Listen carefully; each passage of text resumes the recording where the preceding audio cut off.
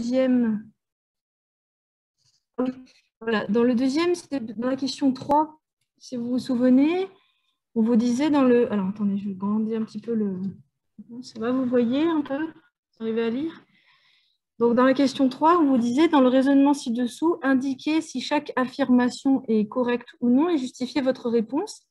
Alors, je vais juste revenir sur la B, parce que certains ont donné un argument qui n'était pas valable. Donc, le raisonnement était petit a, la famille 1, 1, 0, 0, 1 est libre dans R3. Donc, ça, oui, hein, les vecteurs n'étaient pas proportionnels, c'était bien libre. Et puis, petit b, si H est un sous-espace vectoriel de R3, si 1, 1, 0 appartient à H et 0, 1, 1 appartient à H, alors dimension de H est supérieure ou égale à 2. Donc, en fait, c'était vrai, cette phrase était vraie. Mais certains ont dit, bah non, c'est pas vrai parce que ça devrait être dimension de H plus grand que 2, mais plus petit que 3 pour que ce soit vrai. Certains ont dit ça, on dit, bah, il manque l'information, dimension de H est plus petit que 3. Et c'est vrai que dans un premier temps, ça pourrait se comprendre. Dire, bah oui, vu que c'est pas marqué que la dimension de H est plus petite que 3, ben, c'est peut-être faux, en fait, la phrase. En fait, pas du tout, parce que la phrase, elle dit simplement, la question, c'est est-ce qu'on peut dire que c'est vrai ou que cette phrase est vraie ou fausse? Et donc, si on dit, s'il y a un raisonnement qui peut prouver que dimension de H est plus grand que 2, ben, est-ce que c'est vrai de dire que dimension de H est plus grand que 2? Oui, c'est vrai. Ça ne veut pas dire que, enfin, c'est pas faux dans le sens où c'est vrai que dimension de H est plus petit que 3 aussi, mais ce n'est pas nécessaire de l'écrire pour que la phrase soit vraie. Je ne sais pas si vous voyez ce que je veux dire. Si c'est juste marqué dimension de H plus grand que 2, ben, en tant que tel, c'est vrai. Donc, on ne peut pas dire que c'est faux, en fait. Dire que c'est vrai ou que c'est faux. Si je dis que c'est faux, ça veut dire que la phrase qui est écrite ici est fausse et que c'est faux de dire que dimension de H est plus grande que 2. Or, non, c'est vrai que la dimension de H sera plus grande. Voilà, donc c'était juste pour revenir sur ça, parce qu'il y en a quelques-uns qui ont dit que la phrase était fausse parce qu'il manquait l'information dimension de H plus petit que 3. Alors que cette information, elle est un peu implicite puisqu'on est dans R3 de toute façon. Donc, ce n'est pas nécessaire de l'écrire. Et en plus, même si on l'écrit, ça ne veut pas dire que la phrase est fausse pour autant. Voilà.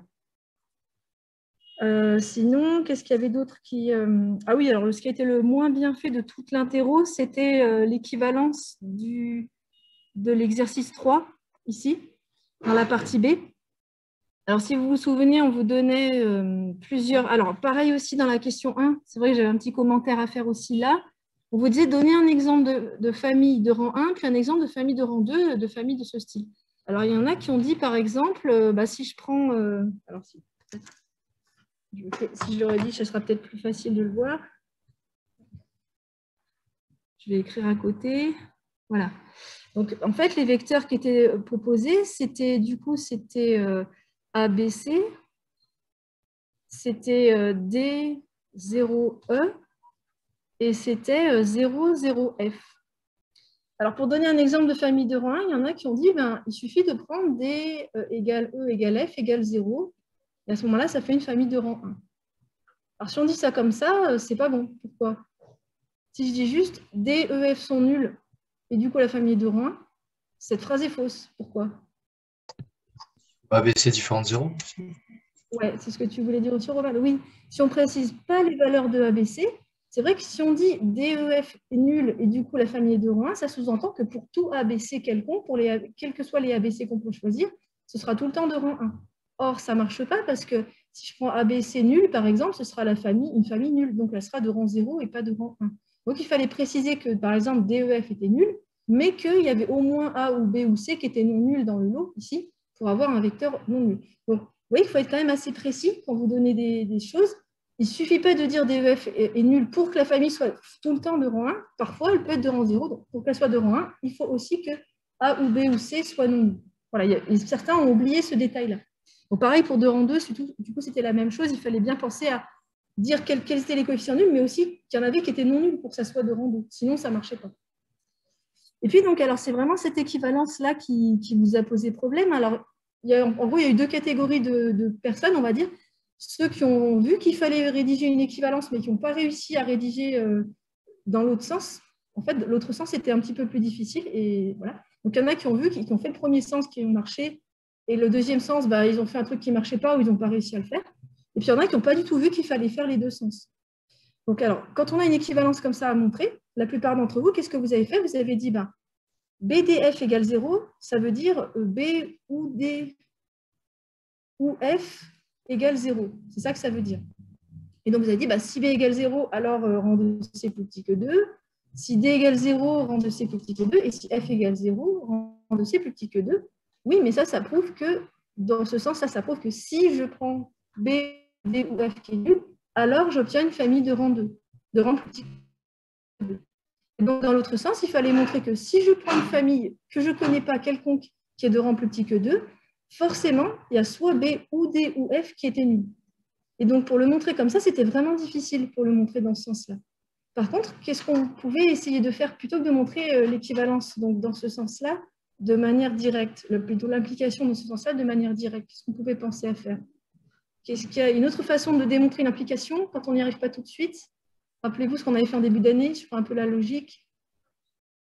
Guillemette, oui. Pas tout à fait, c'est pas tout à fait ça. C'est la contraposée. La contraposée, vous vous rappelez, si j'ai P implique Q, ça consisterait à montrer quoi la contraposée? Que non Q implique non P. Ouais, que si Q est faux, alors P est faux. Et là, c'était beaucoup plus facile en fait de montrer la contraposée. Donc nous, on aurait voulu montrer que rang de C plus petit que 2 implique B ou D ou F égale 0. Et là, c'est difficile parce qu'il faut prendre une famille de rangs plus petit que 2. Et il faut, en gros, il faut regarder tous les cas de figure et vérifier que dans tous les cas de figure qui peuvent se produire quand la famille est de rang plus petit que 2, il y a forcément un des trois coefficients qui est nul. Donc, c'est vraiment énormément de cas à regarder, c'est compliqué. La contraposée, elle consiste à dire si B... Alors, c'est quoi le contraire de B ou D ou C est nul?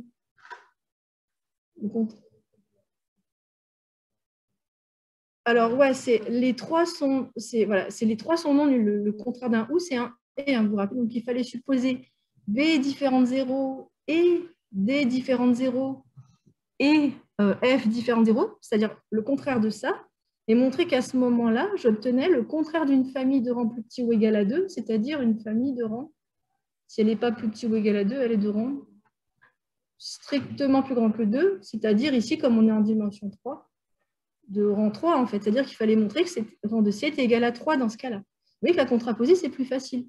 Vous supposez que les trois coefficients sont non nuls. À ce moment-là, vous montrez que la famille est de rang 3. Bah, c'est beaucoup plus facile de faire ça que de faire dans le sens direct. Voilà, donc une équivalence, il faut montrer les deux sens. Et parfois, quand on veut montrer une implication, si on n'y arrive pas directement, on peut penser à l'implication qui est contraposée, c'est-à-dire non Q implique non P. Et parfois, c'est plus facile de montrer. Ici, c'était le cas. Voilà, donc cette question, je ne crois pas que quelqu'un l'ait fait comme il faut. Je ne crois pas l'avoir vue correctement de A à Z. Certains ont fait des petites choses qui étaient bien dans le bon sens, mais pas tout à fait complet. Je crois que personne n'a pensé à la contraposée, par exemple. Voilà, et ben c'est tout. En fait, c'est tout ce que j'avais noté de particulier. Le reste, après, j'ai mis des commentaires sur les copies quand il y avait des choses qui n'allaient pas.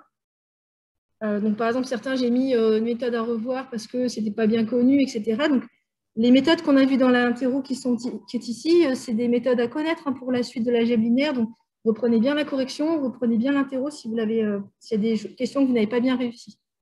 Voilà, est-ce qu'il y a des questions sur cet interro? Est-ce que j'ai oublié des points recomptants, des choses comme ça? Ça peut arriver. Sur Zoom, pas de questions non plus, ça va? Attendez, peut-être que j'entends pas. Je n'étais pas sur le bon haut-parleur. Ça va? Pas de questions sur cet interro? Bon, de toute façon, s'il y en a par la suite, vous pouvez m'en poser aussi. Alors, dans ce cas, on va repasser sur le TD sur les matrices.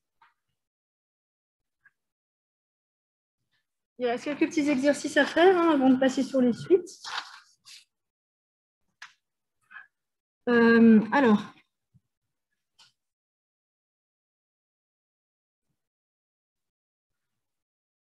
TD, ça doit être ça.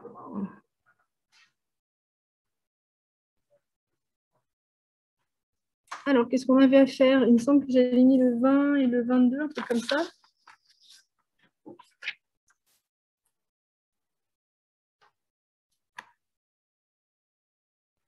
Alors, voilà.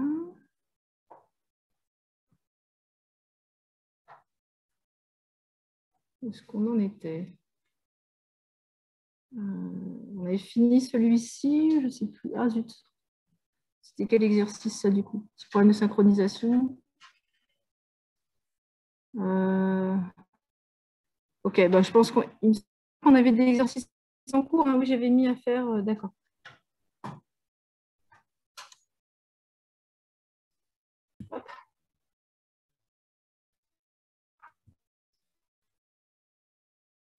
Alors, l'exercice 20, on va corriger celui-là. Vous avez peut-être, je vous avais envoyé des corrections, donc peut-être que vous aviez regardé, je ne sais pas. On va quand même le corriger. Hein. J'imagine qu'il y a des questions.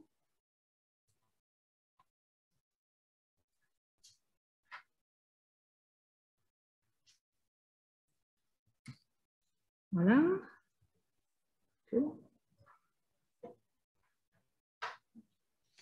Alors, on avait un endomorphisme dans R3. Ça va sur Zoom? Je ne vous entends pas. Est-ce que c'est le son qui est coupé ou est-ce que c'est juste que vous ne parlez pas pour l'instant? Non, ça va. Super, parce que tout à l'heure, j'avais le mauvais haut-parleur, je pense. Alors, donc, soit F l'endomorphisme de R3 défini dans la base canonique par la matrice A. Alors, qu'est-ce que ça veut dire cette phrase? Ça veut dire que, donc, vous vous souvenez, quand on a affaire à un endomorphisme, on peut lui associer une matrice. Et inversement, quand on nous donne une matrice, à partir de cette matrice, on peut construire un endomorphisme comme si, en fait, la matrice obtenue avait été obtenue en prenant l'image des vecteurs de la base canonique. Donc, ça voudrait dire que, par exemple, l'endomorphisme F, l'image de 1, 0, 0, ce serait 0, 1, 1. L'image de 0, 1, 0, ce serait moins 1, 2, 1, par exemple. Donc, cette matrice, on fait comme si elle était associée à un endomorphisme défini dans la base canonique. Donc, on dit que c'est l'endomorphisme canoniquement associé à la matrice, dans ce cas-là. En observant les colonnes de A déterminées sans calculer le noyau de F, l'image de F, puis la matrice de F dans la base, et donc on nous donnait une famille. Alors disons qu'on va appeler cette famille-là B. Voilà. Alors il fallait déterminer sans calcul le noyau et l'image. Donc bon, on avait vu un petit peu des astuces qui permettaient de faire ça. C'était par exemple pour trouver le noyau. Alors bon, déjà l'image, on sait que les trois vecteurs de la matrice, les trois colonnes de la matrice forme une famille génératrice de l'image. Mais après, on ne sait pas si c'est de rang 2, de rang 3, on ne sait pas trop. Par contre, on peut peut-être essayer, donc vous vous rappelez, si on arrive à faire des combinaisons des colonnes pour que ça soit le vecteur nul, ben, ça nous donne accès à un vecteur du noyau. Ça nous donne accès à quel est l'antécédent, un antécédent qui aurait comme image 0. Donc là, par exemple, est-ce que je peux, si j'appelle C1, C2, C3 mes trois colonnes, est-ce que j'ai une combinaison qui marche? On fait la somme de tous. Alors, par exemple, C1 plus C2 plus C3, je vois que si je fais la somme de mes trois colonnes, donc mes trois vecteurs colonnes, ça me donne le vecteur nul. Donc, ça veut dire que si je remplace la colonne 1 par F de 1, 0, 0, la colonne 2 par F de 0, 1, 0, et la colonne 3 par F de 0, 0, 1, d'accord? Puisque on nous dit... Oui.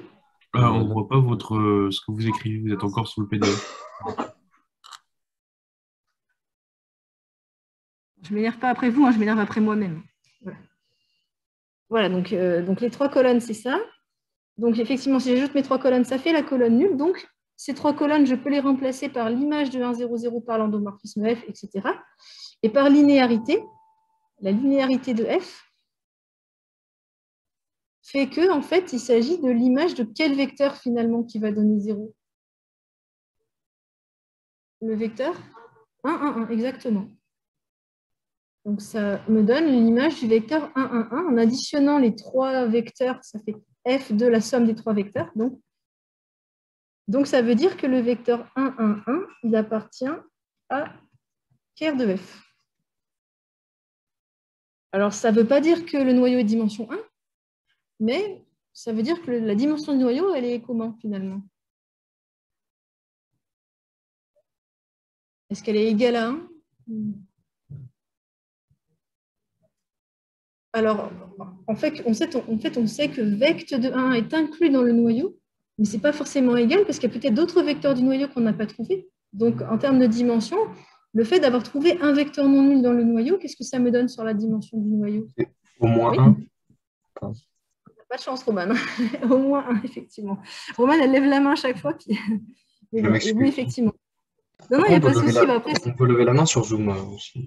Oui, je sais, mais il faudrait pour ça que je puisse afficher. Mais il faudrait que j'affiche les participants. Après, c'est pas grave, hein, vous pouvez participer, il n'y a pas de souci. Déjà, vous êtes sur Zoom. je ne vous vois pas, etc. Donc, n'hésitez pas à intervenir. Et puis, si on gère, il n'y a pas de souci. La prochaine fois, ce sera le contraire. Voilà. Donc, ne vous inquiétez pas, c'est difficile à gérer quand il y en a à distance et d'autres présents. Oui? Oui, il y a une question?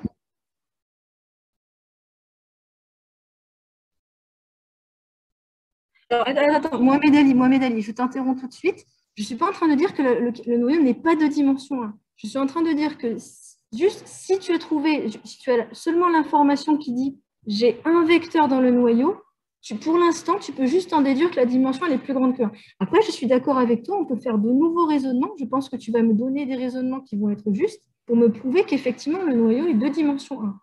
Tout ce que je dis simplement, c'est qu'ici, il faut faire attention. Quand tu as trouvé un vecteur dans le noyau, ça te prouve que la dimension du noyau elle est plus grande que 1. C'est tout ce que tu peux dire dans un premier temps. Maintenant, qu'est-ce que tu veux rajouter pour prouver qu'il est effectivement de dimension 1, ce noyau? Qu'est-ce que tu peux rajouter? Donc, ouais. Oui. Alors, comment tu sais... Attends, comment tu sais que l'image est de dimension 2? Ah, parce que, ouais, la dimension de l'image est plus petite ou égale à 2, c'est ça que tu veux dire? Ouais. Ok, on peut dire ça. Donc, avec le théorème du rang, si le noyau est de dimension plus grande que 1, le théorème du rang nous dirait que l'image est de dimension plus petite ou égale à 2. Or, ça ne peut pas être une image de dimension 1, sinon tous les vecteurs colonnes seraient proportionnels. La matrice serait de rang 1 dans ce cas-là. Donc oui, effectivement, on peut continuer dans ton raisonnement en disant, avec le théorème du rang, qui nous dit que, alors, si je veux trouver la dimension de in de f, ben, je sais que c'est 3 moins la dimension de ker de f. Et comme ker de f est de dimension supérieure ou égale à 1, ben ça veut dire que c'est plus petit ou égal à 2, finalement. C'est la seule possibilité. Or, le rang de A, il est plus grand ou égal à 2, car il y a au moins 2 colonnes non proportionnelles, donc il y a une matrice de rang au moins 2. Donc là, on ne fait pas vraiment de calcul, vous voyez, on fait des petits raisonnements. Alors, les seuls calculs qu'on fait, c'est des petites additions du genre 3 moins 1, ça va être plus grand que 2, etc. Donc, on peut faire des raisonnements comme cela.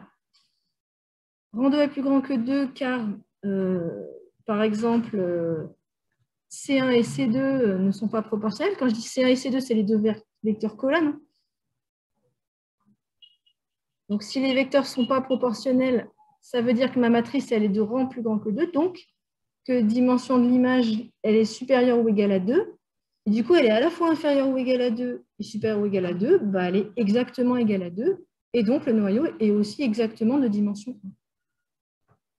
Donc, on peut, comme ça, alors peut-être que vous n'avez pas fait exactement ce raisonnement-là, mais c'est quelque chose de... Voilà. D'une part, on a prouvé que la dimension de l'image, elle était plus petite que 2, et d'autre part, qu'elle était plus grande que 2. Donc, la seule possibilité, c'est qu'elle est égale à 2. Donc, on peut le rédiger différemment.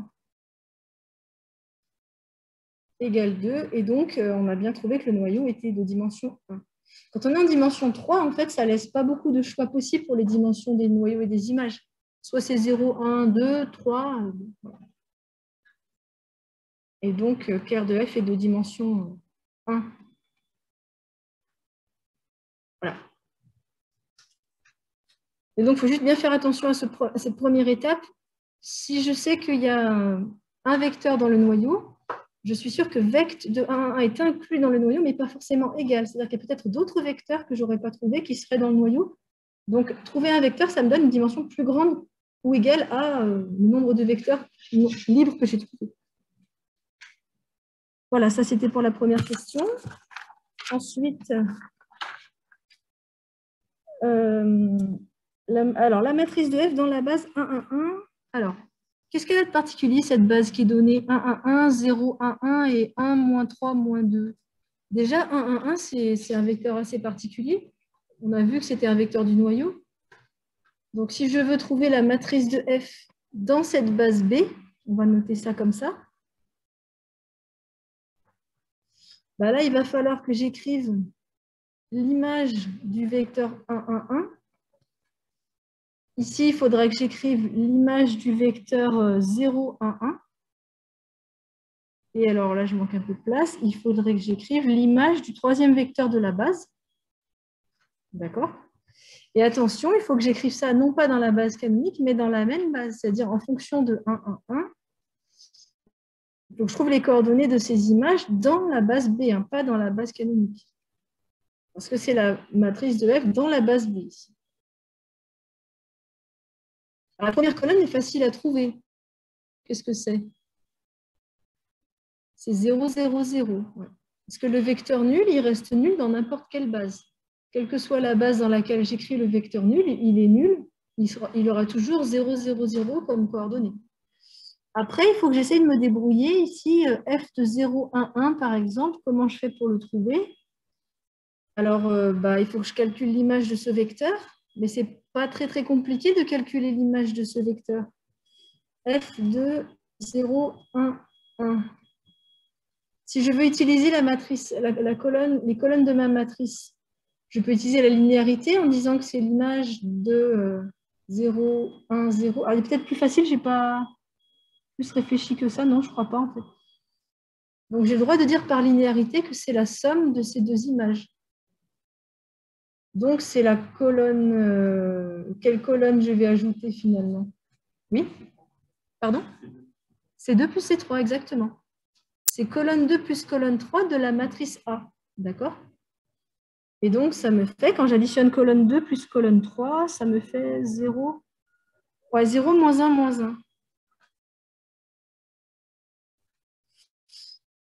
1. Du coup, ça peut m'aider à trouver... En fait, si je compare par rapport aux 3 vecteurs de la base dans laquelle je suis censée écrire l'image, le fait d'obtenir 0, moins 1, moins 1, qu'est-ce que ça me donne comme deuxième colonne ici, en fait? Je ne vais pas écrire 0, moins 1, moins 1, parce que ça, ce serait dans la base canonique. Et par rapport à cette base, le vecteur 0, moins 1, moins 1, comment je peux l'écrire combinaison de ces 3 vecteurs de la base B, là? Je peux le voir de tête. C'est... Oui. 0, moins 1, 0. Ok, oui, oui c'est ça, c'est 0, moins 1, 0. Pourquoi? Parce que c'est moins une fois le vecteur 0, 1, 1, qui est le vecteur numéro 2 de ma base B. D'accord? Ça, c'est le deuxième vecteur de la base B. Donc, effectivement, je vais avoir moins 1 comme coordonnée sur le deuxième vecteur et 0 sur les autres. Est-ce que vous voyez le principe? Donc là, la matrice dans la nouvelle base, si vous voulez, j'arrive à la trouver directement sans forcément faire de calcul de changement de base ici. Et je vais essayer de faire pareil peut-être pour le dernier. Alors, en essayant de voir... alors sinon, pour calculer l'image de 1, moins 3, moins 2, je peux aussi dire que c'est la matrice A que multiplie le vecteur 1, moins 3, moins 2 aussi. Je peux aussi utiliser la notation matricielle et dire que c'est ça. Attention, par contre, si je fais ça, ça me donne un résultat dans la base canonique.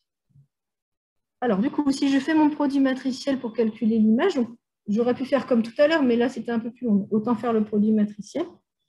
Alors, ça va me faire, donc il faut que je multiplie par 1, moins 3, moins 2. Ça va me faire 3, moins 2.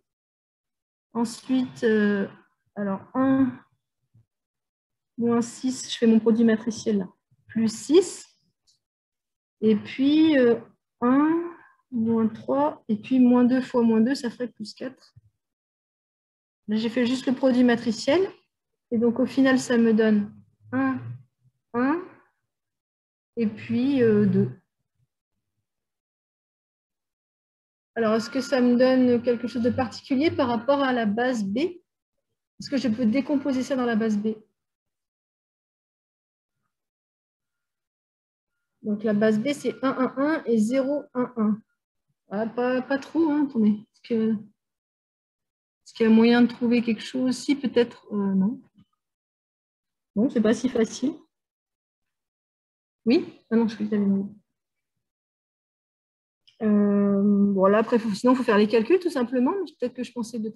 Bon, en gros, il faut dire que ça va être alpha fois le vecteur 1, 1, 1, plus bêta fois le vecteur 0, 1, 1, plus gamma fois le vecteur 1, moins 3, moins 2. Alors, à moins que je me sois trompée dans le calcul. Mais du coup, les alpha, bêta, gamma, eh ben, je les remettrai ici. D'accord? Une fois que j'aurai trouvé mes alpha, bêta, gamma, c'est-à-dire que j'aurai écrit mon image dans la nouvelle base B, les coordonnées dans la nouvelle base, c'est celles que je vais écrire dans la matrice par rapport à la base B. Donc, je pensais pouvoir trouver deux têtes alpha, bêta, gamma comme j'ai fait ici, mais pas forcément, ou alors je ne le vois pas. On peut faire quoi? Si je peux ajouter, non, je ne peux pas. Je peux faire, non, bah, je ne vois pas. Donc, après, il faut résoudre le système si on ne trouve pas de tête. Vous avez la même chose que moi comme image? Non, je ne me suis pas trompée dans les calculs. 1, moins 3, moins 2. Je revérifie quand même. Bon, ça fait 3 moins 2, non, c'est bon. 1, moins 6, plus 6, ouais, c'est ça. Et 1, moins 3, plus 4. Non, c'est ça. Okay. Bon, bah, cherchons. Trouvons le système, passant système.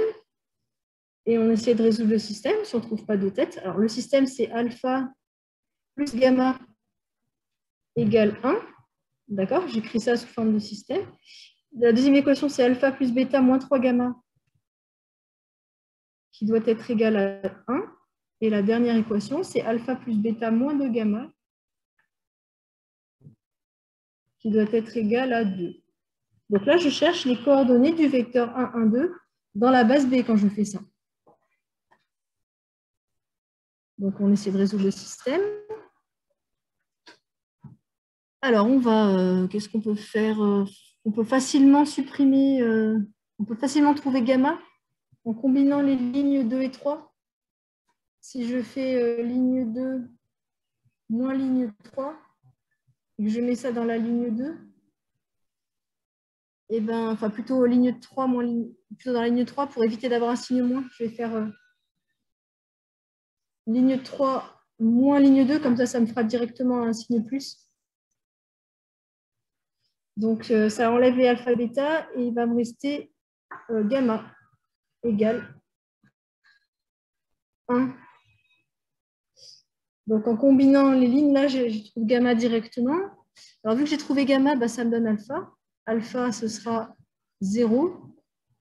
Et du coup, bêta, eh ben, ça va être 1 plus 3 gamma, c'est-à-dire 4. Donc, OK. Je ne sais pas si vous avez ça. Mais du coup, comme matrice, eh ben, ça va me donner ma matrice F dans la base B. 0, 0, 0, 0, moins 1, 0, et puis 0, 4 et 1. Peut-être que j'aurais pu trouver deux têtes en faisant un peu plus d'efforts, mais bon. Voilà. Est-ce que certains avaient cette matrice? Non? Oui? Chez moi, ça allait? T'as fait mieux que moi pour les calculs, la dernière colonne ou... D'accord, tu es passé par la matrice de passage. Ok, tout à fait. Donc, c'est possible de passer par la matrice de passage. Simplement, cet exercice, il est aussi là pour vous montrer que ce n'est pas toujours le moyen le plus court. Généralement, trouver la matrice de passage, c'est plus long. Parce que souvent, il faut inverser une matrice en plus. Donc, c'est vrai que c'est un petit peu plus long. Dans un exercice comme celui-là, vous avez, on appelle ça une base adaptée à la situation parce qu'il y a une base finalement où il y a des vecteurs qui ont été choisis de telle sorte. Alors, à part le dernier où j'ai été obligée de faire un peu plus de calcul, vous voyez que les deux premiers, leurs images, elles étaient assez évidentes dans la nouvelle base. À part le dernier où là, j'étais obligée de faire les calculs. Bon. Et donc, c'est une base adaptée. Et quand c'est comme ça, on peut directement trouver la matrice en cherchant à la main nous-mêmes les coordonnées des vecteurs dans la nouvelle base, plutôt que de faire toute la matrice de passage, ce qui n'est pas faux, hein, bien sûr, on peut le faire tout à fait comme ça aussi. Voilà. Donc, l'autre méthode, ça aurait été de faire la matrice de passage. On va peut-être en parler quand même. Autre méthode, si certains ont fait comme ça. L'autre méthode, c'est de dire, moi, je cherche la matrice de F dans la base B. Je connais la matrice de F dans la base canonique. Disons C, ce sera la base canonique. Je vais mettre canonique. Et donc, je vais multiplier à droite et à gauche par deux matrices de passage. Vous vous rappelez, machin écrit dans machin et machin écrit dans truc. Voilà. Et donc, il faut que je dise qu'est-ce que je vais écrire dans quoi. Donc, ça, c'est celle que je cherche. Ça, c'est celle que je connais. Ça, c'est la matrice A. Ça, c'est écrit dans la base canonique. Ça, c'est la matrice dans la base B que je cherche. Je vais multiplier à droite et à gauche par deux matrices de passage. Alors ici, qu'est-ce qu'il faut que j'écrive? Ce serait plutôt base B écrit dans la base canonique ou base canonique écrit dans la base B? Rappelez-vous, sens de lecture comme ça. Sens de lecture. Si je veux la base canonique ici, ça veut dire que forcément, je dois arriver dans la base, je vais avoir la base canonique. Donc, il faut B écrit dans base canonique. Ça, c'est la matrice évidente. B écrit dans canonique, c'est celle qu'on connaît sans calcul, quoi. Et là, du coup, c'est l'inverse. C'est canonique écrit dans la base B, la base canonique. Ça, c'est la matrice évidente. B, donc sens de lecture, c'est je pars de la base B écrit dans la base canonique. Vu que c'est écrit dans la base canonique, ben, je remultiplie à gauche par la matrice de F dans la base canonique. Les résultats que je vais obtenir sont dans la base canonique, donc je les écris du coup dans la base B. Et donc j'arrive à la fin avec une matrice écrite dans la base B. D'accord? C'est B écrit dans canonique. Je suis dans le canonique, donc je peux utiliser la matrice de F dans la base canonique. Par contre, j'étais dans la base canonique, j'ai réécrit ça dans la base B. Donc celle-ci, ben, on la connaît. Celle-ci, c'est la matrice des vecteurs, puisque c'est la matrice 1, 1, 1, donc c'est les 3 vecteurs de la base B, parce que par défaut, ils sont écrits dans la base canonique. Voilà. Et par contre, celle-ci, ben, si j'appelle ça matrice P, ben, ça, ce serait P-1. Donc, je ne vais pas faire le calcul, mais il faudrait calculer P-1. Donc, schéma, c'est ce que tu as dû faire. Et donc, après, ben, vous faites le produit matriciel. Vous voyez que c'est plus long, hein, c'est beaucoup plus long. Quand c'est dans une base quelconque, ça vaut le coup de faire comme ça. Et quand c'est dans une base où il y a certaines images qui sont faciles à trouver, ce n'est pas la bonne méthode à adopter. On peut faire plus court. Donc, commencez à voir si déjà vous pouvez trouver les images à la main. Si vous n'y arrivez pas, après, vous faites les matrices de passage. Est-ce qu'il y a des questions sur cet exercice? Ça va? Non? Bon, vous êtes toujours super discret, pas beaucoup de questions. C'est vrai que voilà. Après, ça me rassure un peu quand je vois ce que vous faites en interro. Je me dis, ça va, ils ont quand même bien compris, ils arrivent à faire des choses. Mais sur le coup, je me dis, soit ils n'ont rien compris, soit ils n'osent pas demander, je ne sais pas trop. En tout cas, c'est bien. Alors, l'exercice 22, ensuite, je crois qu'il était à faire aussi. Alors, le 22, c'était aussi un exercice avec des matrices de passage.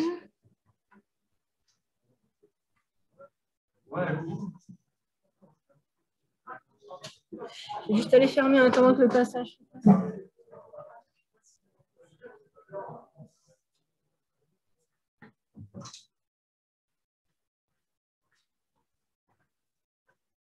Ce sont des élèves de passage, pas une matrice de passage. Pas drôle. Alors, exercice 22. On avait deux familles de vecteurs, la famille E, la famille F, donc B et B', en fait. Ce sont des... Alors, montrer que les familles sont des bases, on ne va peut-être pas corriger, mais qu'est-ce qu'il suffit de faire ici pour montrer que ce sont des bases? Quelle est la méthode? On échelonne, voilà. On échelonne la famille pour montrer qu'elle est de rang 3. Donc, on échelonne chaque famille. Je ne vais pas forcément corriger puisqu'il suffit d'échelonner. On échelonne chaque famille pour montrer qu'elle est de rang 3. Oui? Alors, oui, en plus, si elle est déjà échelonnée, ouais, effectivement, la première est déjà échelonnée, donc il n'y a pas besoin de le faire. Et la deuxième, elle n'est pas bien loin d'être échelonnée aussi. Donc, alors, je ne vais pas écrire ça. Je vais écrire plutôt, tu as raison. B est échelonnée, donc est échelonnée de rang 3. Parce qu'elle peut être échelonnée, mais de rang 2. Elle est échelonnée de rang 3.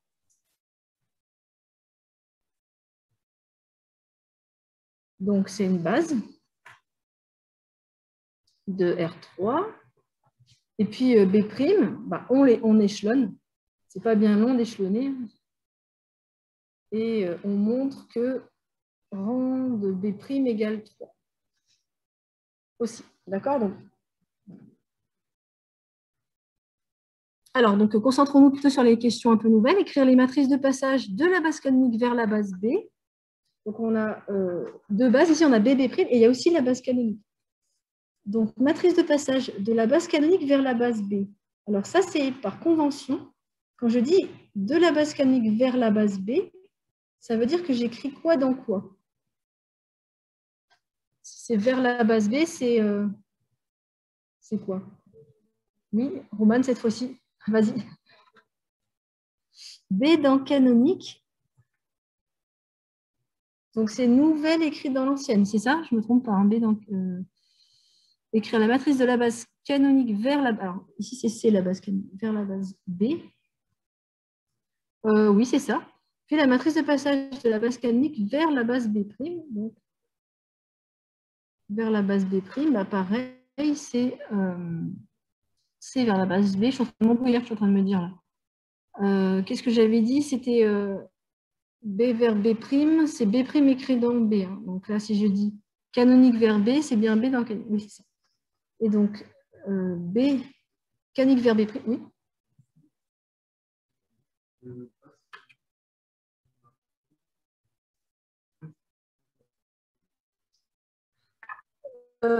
Quand tu écris la matrice de la base canonique dans la base canonique, oui, c'est l'identité. Oui, oui, tout à fait. Matrice de la base canonique, alors si j'écris ici base canonique écrit dans la base canonique, en fait, si tu mets B écrit dans B, systématiquement, ce sera tout le temps la matrice identité. Quelle que soit la base, tu écris la base dans elle-même, bah, en fait, c'est la matrice 0, 1 avec que des 1. Donc oui, effectivement, ça, c'est tout le temps la matrice identité. Donc, quelle que soit la base C, on va dire, C écrit dans C, c'est identité. C'est vrai. Ce n'est pas propre à la base canonique, c'est propre à n'importe quelle base, finalement. Et donc, la deuxième matrice qu'on voulait, c'était la matrice de passage de la base canonique vers la base B'. Donc, cette fois-ci, c'est B' écrit dans la base canonique. Alors, quand c'est écrit dans la base canonique, qu'est-ce qu'il suffit de faire pour trouver la matrice B écrit dans C, par exemple? Oui, on écrit simplement voilà, les coordonnées des vecteurs. Donc là, ce serait E1, E2, E3. Donc, il suffit d'écrire les coordonnées des vecteurs tels qu'ils sont proposés. Et pareil pour l'autre. Madame? Oui. S'il vous plaît, j'ai pas trop compris. Pourquoi des fois on écrit les vecteurs à la verticale et des fois on les écrit à l'horizontale? Alors, normalement, en théorie, quand tu parles d'un vecteur de Rn, tu es censé l'écrire à l'horizontale, normalement. C'est un vecteur de R3, par exemple. Et quand tu parles de coordonnées, tu es censé les écrire à la verticale. Mais du coup, c'est difficile de dire le vecteur 1, 1, 1. C'est coordonné dans la base canonique, c'est 1, 1, 1. C'est la même chose, finalement. Donc, on a tendance à un peu confondre les deux. Quand on est dans R3, dans R4 ou autre, on a tendance à écrire plutôt les vecteurs en colonne, c'est-à-dire à identifier le vecteur et ses coordonnées. Ce qui est parfois un peu confusant parce que ça sous-entend qu'on est dans la base canonique quand on écrit les coordonnées verticalement.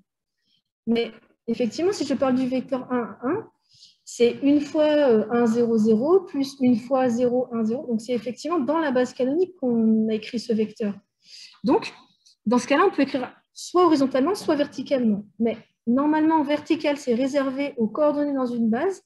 Et horizontal, c'est réservé aux vecteurs de Rn en tant que tel, sans forcément dire que c'est des coordonnées. Mais comme c'est la même chose en pratique, ben, en fait, on peut un peu confondre les deux. Je ne sais pas si j'ai bien répondu à ta question, Aliane. Non, j'ai pas trop compris parce que du coup, là, on les écrit à la... Enfin, vous avez dit le vecteur 1, 1, 1, mais il est écrit à l'horizontale, là. Et pourtant, face à la verticale... Ah, alors non, attention, le vecteur 1, il est écrit ici. Je l'ai écrit vertical. Alors, il se trouve qu'il y a aussi un écrit horizontalement, mais ça, pour le coup, ça ne veut rien dire là. C'est juste parce que chaque vecteur commence par un 1, et donc effectivement, ça te fait un 1 à l'horizontale. Mais non, attention, le vecteur 1, 1, 1, je l'ai bien écrit à la verticale dans la matrice. Par contre, dans une matrice, les vecteurs sont toujours considérés comme des vecteurs colonnes, pas des vecteurs lignes. Les vecteurs lignes, pour l'instant, n'ont pas de signification particulière. Bon, l'année prochaine, ça changera, mais pour l'instant, ils n'en ont pas. Les exercices sont considérés lignes. Alors, j'ai pas entendu. Dans d'autres exercices, on considérait les vecteurs en ligne. Dans une matrice, jamais. Normalement, jamais dans une matrice. Même pour les images, etc. Donc... Ah oui, même pour les images et noyaux, c'est toujours en colonne. Ouais. Si tu regardes le cours, on a systématiquement construit les matrices d'application linéaire en colonne, en disant que les colonnes de la matrice étaient les images des vecteurs de la base de départ. Donc, les vecteurs lignes n'ont pas de signification particulière dans une matrice. Toujours en colonne, hein, les vecteurs. Peut-être que tu penses à quand on inverse une matrice, parce que quand on inverse une matrice, on tombe sur un système, et ce système, on recopie en ligne. Mais là, c'est un peu différent, c'est parce que c'est les solutions d'un système. Je sais pas, je me suis perdue, mais je vais... Merci. Ok, donc si tu as un truc à retenir, c'est que dans une matrice, tu interprètes toujours une matrice en tant que vecteur colonne de cette matrice. Vecteur ligne, ils ne veulent rien dire les vecteurs lignes. Ok, merci. Ok. Alors, donc ça, c'était pour la question 2. Ça va pour cette question? Est-ce qu'il y a d'autres? Oui. Oui. Alors effectivement, qu'est-ce qui se passe si jamais tu as une famille liée? Alors ici, ce n'est pas le cas parce que comme les familles sont des bases, bah, du coup, quand on écrit notre matrice en colonne, la famille étant libre, ça nous donne une matrice de rang 3, donc une matrice inversible. Et donc, tant mieux, parce qu'une matrice de passage, c'est une matrice d'une base vers une base. C'est forcément une matrice inversible. Sinon, tu ne peux pas partir dans l'autre sens, d'une base à l'autre ou inversement. Tu es obligé de pouvoir inverser ta matrice. Si jamais ta famille n'est pas libre, bah, tu peux quand même écrire la matrice de passage, mais simplement, tu arrives dans une famille qui n'est plus une base, et du coup, c'est plus une matrice de bijection, en fait. Donc, ce ne serait pas une matrice inversible. Et du coup, tu ne peux pas inverser Ça paraît logique, parce que si tu pars d'une base et que tu arrives dans une famille qui est liée, bah, concrètement, c'est lié. Il y a plusieurs façons d'écrire les vecteurs, donc tu ne peux pas inverser et repartir des antécédents parce qu'il y en aurait plusieurs possibles, par exemple. Donc, ça paraît assez logique que les matrices que tu obtiens, tu peux toujours les écrire. À ce moment-là, elles ne sont plus inversibles. Donc, ça n'a de sens. Quand on parle de matrice de passage, c'est vraiment une matrice d'une base vers une base, et donc toujours une matrice inversible. Parce que c'est une matrice de rang 3. Et si elle est de rang 3, alors en rang 3 parce qu'on est en dimension 3, de rang n si on était en dimension n. Et donc, elle serait toujours inversible. Et donc, la dernière question, c'était, grâce à ces deux matrices, il fallait en déduire la matrice de passage de B vers B'. Alors, B vers B', ça veut dire B' écrit dans B. C'est une nouvelle base écrite dans l'ancienne base. Si je ne dis pas de bêtises, hein, que je ne me trompe pas moi non plus. Canonique vers la base B, ouais, c'est ça. Alors, est-ce que je peux écrire cette matrice en utilisant les deux matrices précédentes? Est-ce que je peux dire B' écrit dans B, en fait, je peux la calculer en utilisant ces deux matrices, par exemple? Si oui, comment? Comment je peux faire intervenir la base canonique là-dedans? Si j'écris, par exemple, B' écrit dans la base canonique, donc base C, la base C. Il faudrait que je multiplie à droite ou à gauche par une matrice C écrite dans B, par exemple. Donc, ce serait plutôt à droite, plutôt à gauche. J'ai laissé de la place de chaque côté, que vous ne soyez pas influencés. Parce que c'est ici que je vais écrire ma matrice. Non. Alors, à droite, ça voudrait dire que là, j'écris ma matrice B écrit dans C. Alors là, ça ne correspond pas du coup, parce que vu que le sens de lecture, c'est comme ça, si je vais de B, j'arrive dans C, il faudrait que je reparte de C pour arriver dans une autre base. Donc, si je veux écrire quelque chose à droite, bah, du coup, ce serait le contraire. Il faudrait l'inverser, ouais, c'est ça. Ouais, ce serait C écrit dans B. Là, ça correspond... attendez. Non, ça ne correspond pas parce que toujours celle-là et celle-là sont différentes. Donc, ça ne correspond toujours pas. Là, ça ne marche pas. Ce produit-là, ça ne correspond pas à B' écrit dans B. Donc, à droite, ce n'est pas bon. Ce serait forcément à gauche. Et alors, qu'est-ce qu'il faudrait que j'écrive ici? Canonique dans B. Ouais, et si j'ai ça, eh ben, je pars de B' écrit dans canonique, et canonique elle-même écrit dans B, ça me donne bien B' écrit dans B à la fin. Donc oui, là c'est bon. Si j'ai le droit d'écrire ce produit-là. Donc ça veut dire que si j'appelle cette matrice-là, disons, je l'appelle M, et celle-ci, je l'appelle N, ben, en fait, ça correspond à faire, alors par rapport à N, c'est bien la matrice N, mais par contre, ce n'est pas la matrice M, mais plutôt la matrice M-1. Donc, si je veux calculer B' écrit dans B, je peux faire le produit matriciel entre l'inverse de la matrice M fois la matrice N. Et ça me donnera cette matrice-là. Donc, il faut calculer M-1. Et comme la matrice M est échelonnée, ça va être facile ici. Et ensuite, on fera le produit matriciel. Alors, calcul de M-1.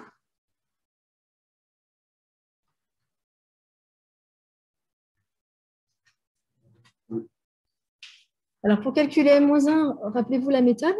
Je dois calculer l'inverse d'une matrice. Je passe par un système. Vous vous souvenez, je vais calculer mx égale y. j'écris ça sous forme de système. Alors, disons que x, ce serait le vecteur x, y, z. Je vais écrire ça comme ça. C'est m fois x, y, z. Et y, ce serait ABC, par exemple. Donc, j'écris ça sous forme de système. Alors, ça fait x plus y plus z égale A.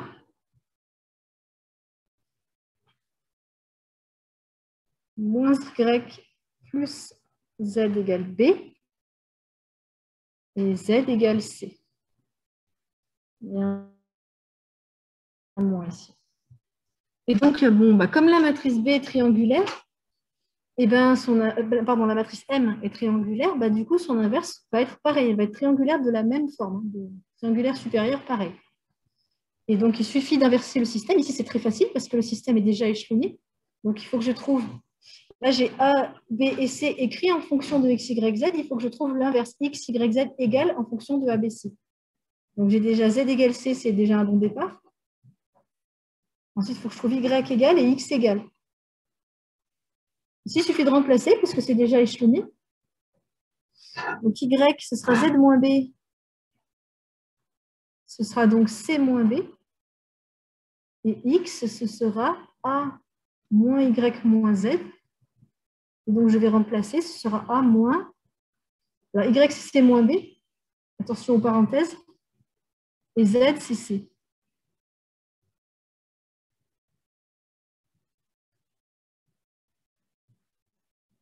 Et là, il faut que je fasse attention, si je veux pouvoir trouver facilement la matrice M-1, à écrire dans le bon ordre. Si je veux pouvoir juste écrire les coefficients tels qu'ils apparaissent. Donc, par rapport à A, j'ai A. Par rapport à B, j'ai plus B. Et par rapport à C, j'ai moins 2C. Y, j'ai moins B plus C si j'écris dans le bon ordre. Et Z, c'est juste C. Et donc, je sais que ce résultat-là, il est obtenu, c'est quelque chose du genre X, Y, Z égale la matrice M-1 fois la matrice M fois le vecteur ABC, pardon. Et donc, quelle matrice je dois mettre ici? Donc, essayez pas de retenir, j'écris en ligne, j'écris en colonne, parce que vous n'allez pas vous en souvenir. Essayez juste de vous souvenir que si mx égale y, ça veut dire que x égale m-1y. Et du coup, quelle matrice je dois mettre pour que le produit matriciel me donne exactement les résultats qui sont là? Bah, la matrice m-1, bah, la première ligne de cette matrice, c'est celle que je vais multiplier à la colonne ABC pour obtenir A plus B moins 2C. Donc cette première ligne, ça va être 1 et moins 2. D'accord? 0, moins 1 et 1. Et enfin, 0, 0 et 1. Voilà, je ne sais pas à quel point vous avez travaillé cette méthode pendant les vacances. Peut-être que pour vous, ça paraît évident si vous l'avez travaillé plusieurs fois. Peut-être que non, si vous ne l'avez pas travaillé du tout. Donc, dans tous les cas, il faut savoir faire. Est-ce qu'il y a besoin d'explications supplémentaires ici ou est-ce que ça va pour tout le monde?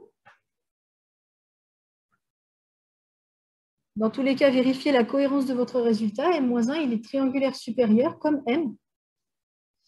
Et donc, que reste-t-il à faire pour calculer B' écrit dans B? Il suffit maintenant de multiplier cette matrice M-1 par la matrice qu'on avait trouvée avant, la matrice N. Je la mets un peu en décalé là pour faire mon produit. C'était la matrice N, c'est ça, ouais.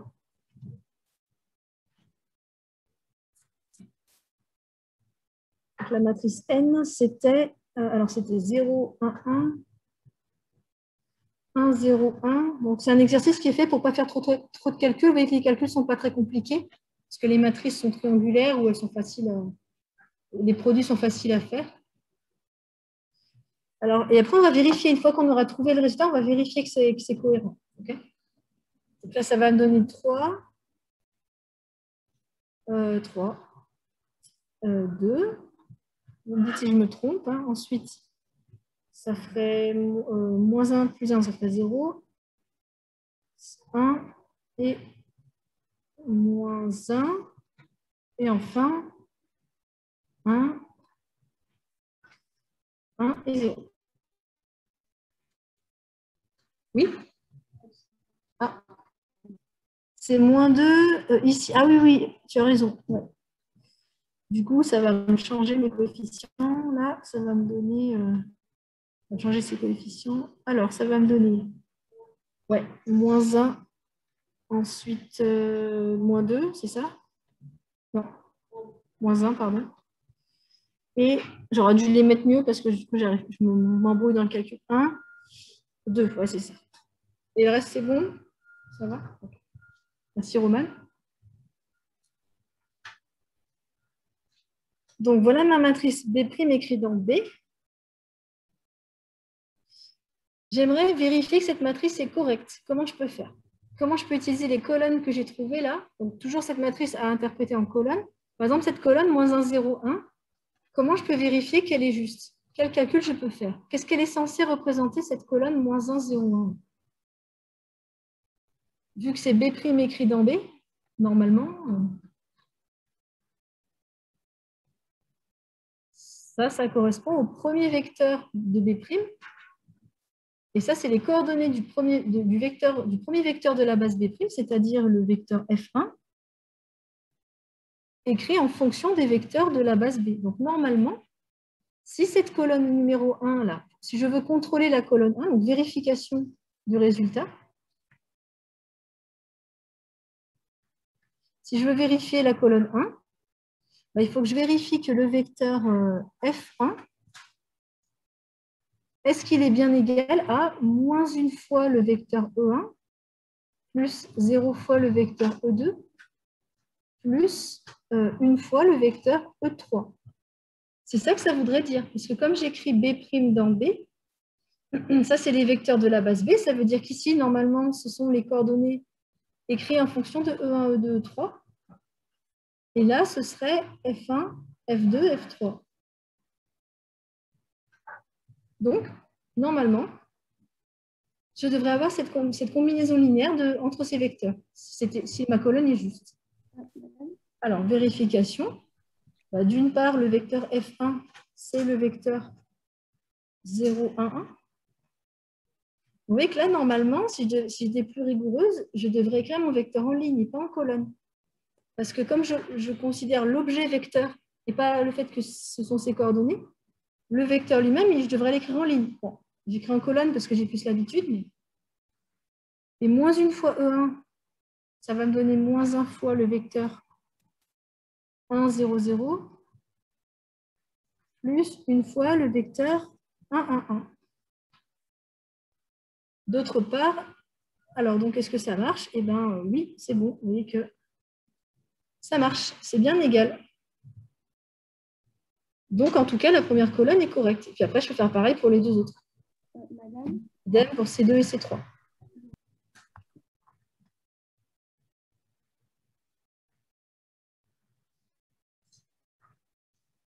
Est-ce que ça va pour tout le monde? Ouais. Il faut bien avoir les notations parce que s'imprégner des notations, c'est un chapitre qui est un peu difficile. Si on confond un peu les notations, ça repose beaucoup sur est-ce qu'on a réussi à bien comprendre la notation B' écrit dans B avec les crochets. Si vous arrivez à bien appréhender ça, vous n'avez pas beaucoup d'apprentissage en fait. Parce qu'on retrouve tout facilement. Si vous avez bien compris la notation, il n'y a pas besoin d'apprendre. Les formules se retrouvent toutes seules en écrivant comme il faut, dans le bon sens, etc. Il n'y a pas besoin. Si vous les apprenez par cœur, c'est sûr, vous allez inverser forcément des choses. Parce que ce n'est pas possible d'apprendre par cœur P moins 1 fois A fois P, P fois moins 1 fois P. C'est qui P, on ne sait plus. Et donc, le mieux, c'est vraiment d'essayer de retrouver les formules à partir des notations, de bien comprendre ces histoires de crochets, de bien penser, par exemple, à mettre là, comme ça, les vecteurs. Quels sont les vecteurs que j'écris et par rapport à qui sont-ils écrits? Voilà, ça vous donne toujours une petite idée de qu'est-ce qui est écrit, dans quelle base, etc.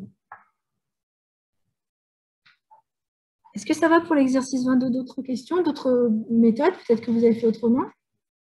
Non? Ok. C'est bon. Et bien, dans ce cas, on va passer au 23.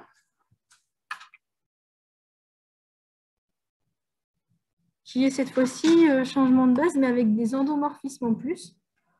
Là, on avait juste fait des changements de base sans application linéaire. On va regarder par rapport aux endomorphismes. Ce n'est pas forcément le plus difficile.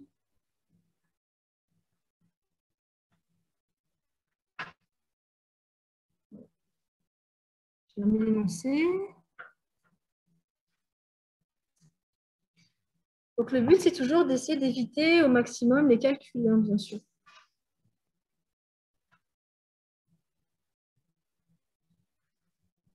Donc, réfléchissez bien avant de vous lancer dans les calculs. Est-ce qu'il n'y a pas moyen de facilement trouver les matrices sans faire trop de calculs, etc. C'est possible souvent. On fait les calculs que lorsqu'on est obligé de les faire, qu'on n'a pas le choix.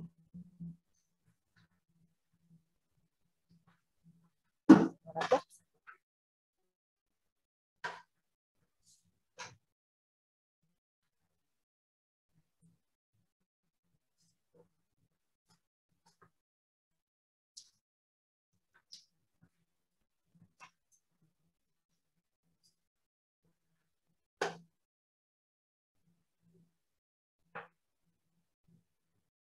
Ah oui, je n'ai pas changé.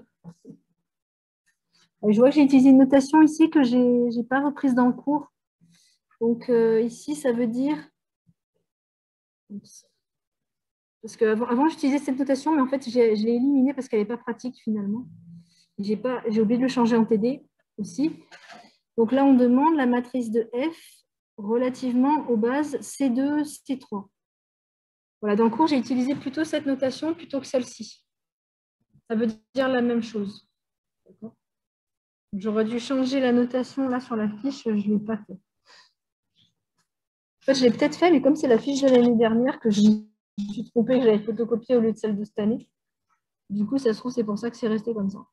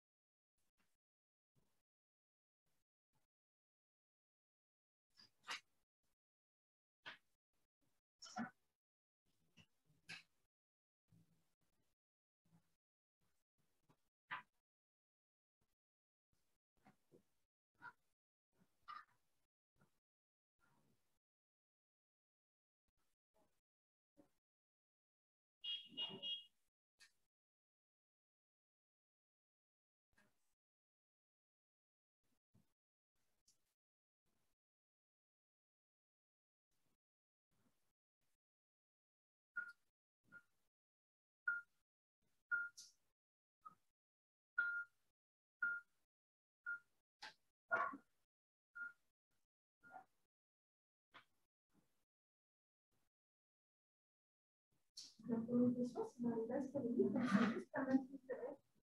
C'est trouver la matrice de la matrice de F. Dans les bases périodiques, c'est juste trouver l'image de 1, 0, 1, 0, 0. C'est la matrice habituelle pour cette première fois.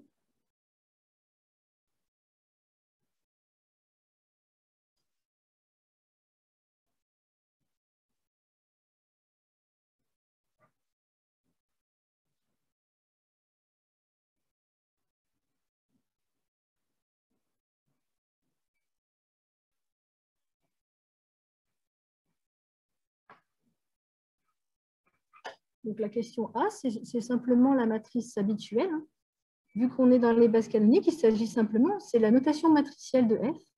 C'est juste ça. C'est juste qu'au lieu d'écrire F de XY, je peux utiliser la notation matricielle qui me dit que c'est une certaine matrice A fois le vecteur XY. Et dans ce cas-là, la matrice A, qu'est-ce que c'est? C'est F écrit par rapport à la base canonique de C2 dans la base canonique de C3. Donc, pour trouver cette matrice A, je dois calculer l'image de 1, 0 et de 0, 1, puisque c'est les bases canoniques. D'accord? Ma matrice F écrite dans C2, de C2 vers C3, ça veut dire je prends l'image de 1, 0 et l'image de 0, 1, et j'écris ceci par rapport à 1, 0, 0, 0, 1, 0 et 0, 0, 1. Voilà, c'est ce que vous avez fait en gros. Et vous avez trouvé combien? 1, 1, 2 a priori. Et puis, qu'est-ce qu'on a dit? 0, 1, donc ça ferait 1, moins 1, 0.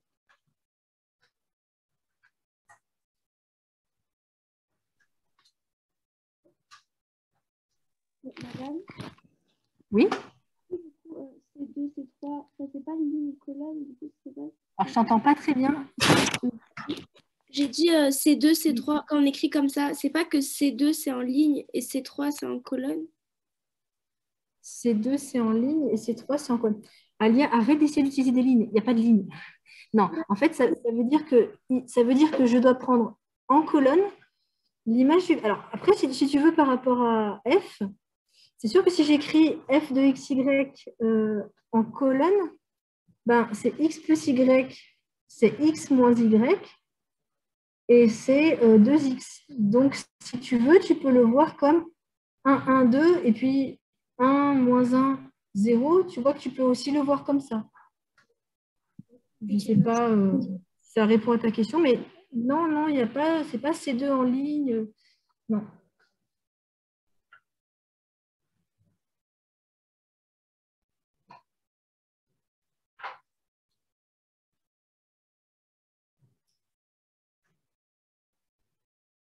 Alors, petit b, on change simplement. Donc là, on nous demande, si je reprends la notation du cours, c'est la matrice de F relativement aux bases C et B et C3.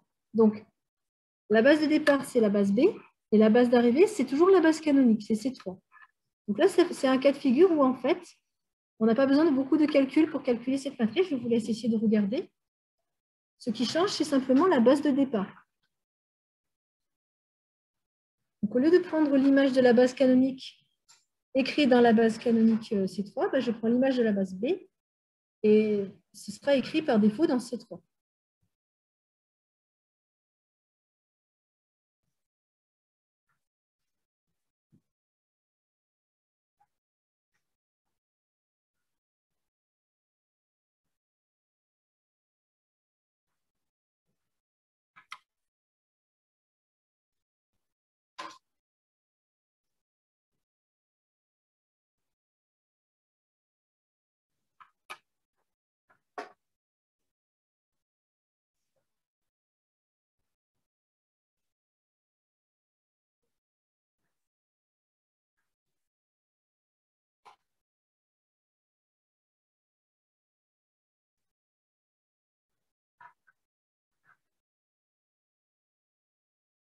On ne change que la base de départ, c'est juste une image. On va prendre l'image du vecteur de la base B au lieu de prendre l'image du vecteur de C2. Je vais calculer 1, 2, 0, 1 ou 1, 0, je vais faire 1, 1 et 1 moins 0.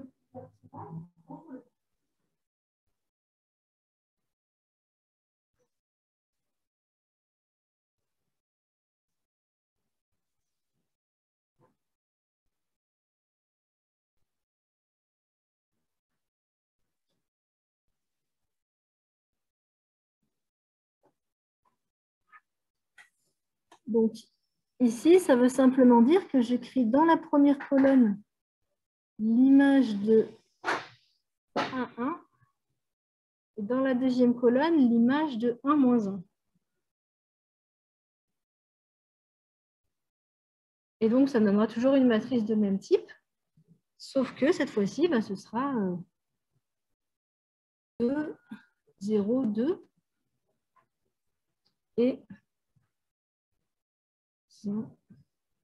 0, 2, 0. Voilà.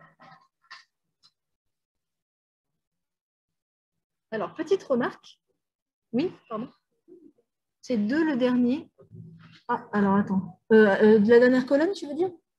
Alors, qu'est-ce que j'ai mis? Oui, pardon, c'est 2. Oui, pardon. Tu as raison. Alors, petite remarque. Je peux mettre en relation ces deux matrices. C'est-à-dire que si j'écris la matrice de B, pardon, oui, c'est ça, B dans la base canonique C2, ben, ça, c'est simplement les vecteurs écrits dans la base canonique. Donc, c'est cette matrice-là. Et si je veux retrouver F de B vers C3, à partir de la matrice de F de C2 vers C3. Donc, je peux faire un produit matriciel qui correspond à un produit de matrice de changement de base, de matrice de passage. Donc, moi, je veux retrouver F écrit de B vers C3. Je connais F écrit de C2 vers C3. Est-ce que je dois multiplier à gauche par quelque chose ou à droite ou les deux? Et si oui, par quoi? Si vous avez compris les formules, normalement, si je veux pouvoir relier ces deux matrices diffèrent d'un produit matriciel. Pour retrouver l'une par rapport à l'autre, je dois multiplier par une matrice de passage. Vu que c'est un changement de base au départ, mon produit va se situer plutôt à droite ou plutôt à gauche de la matrice qui est ici. Si c'est au départ, vu que le sens de lecture, c'est de la droite vers la gauche, ça se passe à droite. Parce que je vais ici faire mon produit matriciel, parce que c'est avant d'avoir calculé les images que je vais faire mon produit matriciel pour changer de base au départ. Donc, je vais multiplier ici par une certaine matrice de passage, laquelle moi, je veux me retrouver à la fin avec B ici. Donc, B écrit dans C2. D'accord? Et puis après, C2 écrit dans C3, ça me donne bien à la fin, je pars de B, j'arrive dans C3. Donc, je peux vérifier qu'effectivement, ça marche. Que si je multiplie la matrice de tout à l'heure, 1, 1, 2, 1, moins 1, 0, si je la multiplie par la matrice 1, 1, 1, moins 1, eh bien, je vais retrouver la matrice 2, 0, 2, 0, 2, 2. On peut faire le test ici. Je vais retrouver cette matrice-là. D'accord? Donc, je peux retrouver cette matrice, mais vous voyez que ce n'est pas la bonne méthode. La matrice, elle est beaucoup plus facile à calculer directement que de trouver avec les matrices de passage. Mais c'est possible. Dans certains cas, on est obligé de faire comme ça. Donc, il faut aussi savoir faire. Et donc, pour terminer, la dernière question, enfin, petit c ici. Je voudrais la matrice F de B vers C. Alors, B et C, ce sont deux bases quelconques, ce n'est plus les bases canoniques. Donc là, si je veux utiliser des matrices de passage, si je veux utiliser ma matrice F de B vers C, par exemple, de C2 vers C3, eh ben, je fais un changement de base au départ, c'est-à-dire là, je multiplie par B écrit dans C2. Et je fais aussi un changement de base à l'arrivée. Je vais multiplier par quoi ici si je veux me retrouver dans C à la fin et pas dans C3 à la base canonique? C3 écrit dans... Alors, non, voilà, C parce que c'est ma base d'arrivée. Voilà. Donc oui, si je veux, je peux faire ce produit.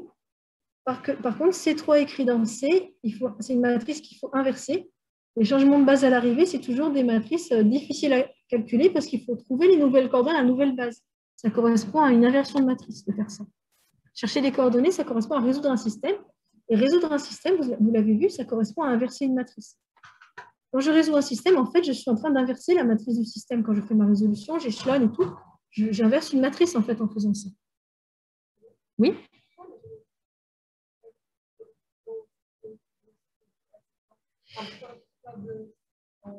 Alors, je peux tout à fait remplacer ça par ce que j'ai écrit au-dessus, c'est-à-dire F écrit de B vers C3, si c'est ça que tu voulais dire. C'est-à-dire qu'en fait, j'utilise cette relation-là pour remplacer ce produit que j'ai déjà calculé auparavant, par exemple, par matrice de F de B vers C3. Et ça correspond. B vers C3, puis C3 écrit dans C, j'obtiens bien B vers C à la fin. C'est pas ça que tu voulais dire? Si. Eh bien, en fait, ça dépend ce que tu connais. Disons que celle qu'on a trouvée facilement, c'était celle-ci. C'était la matrice de F écrite dans les bases canoniques. Ben, ça, c'était facile à trouver, donc on l'a trouvée directement. Et du coup, si je veux en déduire dans d'autres bases, si je fais un changement de base juste au départ, vous voyez ce qui se passe, on fait un produit uniquement à droite. Si on fait un changement de base à l'arrivée, on fait un produit uniquement à gauche. Et si on fait les deux, on fait un produit à droite et à gauche. Sauf que celui-là, il est toujours extrêmement pénible parce que c'est toujours l'inverse de ce qu'on veut. Donc, il faut toujours inverser la matrice, celle qui est à gauche, en gros. Il faut toujours inverser celle-ci. OK? Madame, vous pouvez Et juste ben, c'est là, répéter. donc, on va s'arrêter. J'ai du mal à Est-ce que comprendre je quand il peux faut répéter? faire, quand il faut multiplier à gauche ou à droite pour le changement Ouais. de base. Alors, à gauche, en fait, à gauche, ça correspond à un changement de base au départ. Et à droite, ça correspond à un changement de base à l'arrivée. Parce que c'est ton sens de lecture qui le dit. Quand tu calcules quand tu fais une composée, quand tu fais f de g de x, en fait, le x qui est là, c'est celui qui se trouve au départ. Donc, tu vois que c'est à l'intérieur. Matriciellement, si tu veux, ça veut dire que je dois multiplier à gauche, pardon, à droite. Si je fais des choses à droite, ça veut dire que je fais des choses avant d'avoir pris l'image. Je change comme à l'intérieur, en fait, les antécédents ici. Alors que si je multiplie ici, ça correspond à calculer une image, donc changement de base à l'arrivée. Ok, merci. Voilà. Donc, s'il n'y a que au départ, vous voyez qu'ici, il n'y a que au départ, donc il n'y a qu'un produit. Et là, si je veux, je peux faire que à l'arrivée avec un seul produit ici. De toute façon, on va reparler un petit peu demain. Donc, pour demain, vous finissez cet exercice. Et on terminera un tout dernier exercice qui serait intéressant de faire aussi. Il n'est pas très long. C'est le 21. Donc, pour demain, exercice 23 à finir et l'exercice 21 qui n'est pas très long à faire.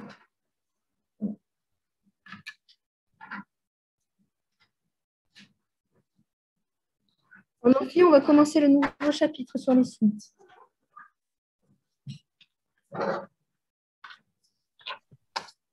À tout à l'heure. À tout à l'heure.